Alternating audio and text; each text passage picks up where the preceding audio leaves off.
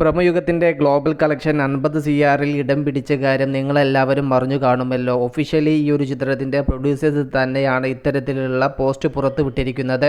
ചിത്രത്തിൻ്റെ തെലുങ്ക് ഡബ്ബിംഗ് പതിപ്പ് 3-ാം ദിവസത്തിലാണ് ഇന്നും നല്ല രീതിയിലുള്ള കളക്ഷൻ തന്നെയാണ് ഡബ്ബിംഗ് പതിപ്പ് തെലുങ്കിൽ നിന്നും നേടിയെടുക്കാൻ വേണ്ടി പോകുന്നത്.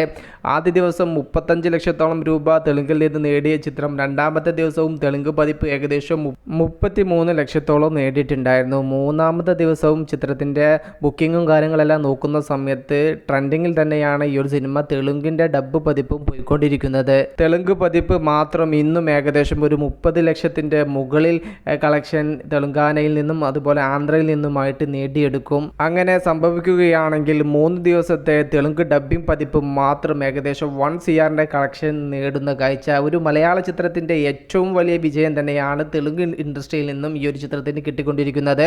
60 ലക്ഷം രൂപക്കാണ് ചിത്രത്തിൻ്റെ റൈറ്റ്സ് പോയിരിക്കുന്നത്. അതുകൊണ്ട് തന്നെ 1,20,00,000 രൂപ ബോക്സ് ഓഫീസിൽ നിന്നും നേടാൻ സാധിച്ചാൽ തന്നെ ഈ ഒരു ചിത്രം ഹിറ്റ് സ്റ്റാറ്റസിൽ ഇടം പിടിക്കും. തെലുങ്കിൽ ഏകദേശം 3 ദിവസം കൊണ്ട് തന്നെ 1 CRൻ്റെ അടുത്ത് നേടാൻ തെലുങ്ക് ഡബ്ബിംഗ് പതിപ്പിന് സാധിച്ചിട്ടുണ്ടെങ്കിൽ വരും ദിവസങ്ങളിൽ ഏകദേശം 1.5 കോടിക്കും 2 കോടിക്കും ഇടയിൽ ഡബ്ബിംഗ് പതിപ്പിൻ്റെ കളക്ഷൻ മാത്രം വന്നു നിൽക്കാൻ ചാൻസ് ഉണ്ട്. ടോട്ടൽ കളക്ഷനാണ് തെലുങ്കിൽ നിന്നും ഡബ്ബിംഗ് പതിപ്പിന് കിട്ടാൻ പോകുന്നത്.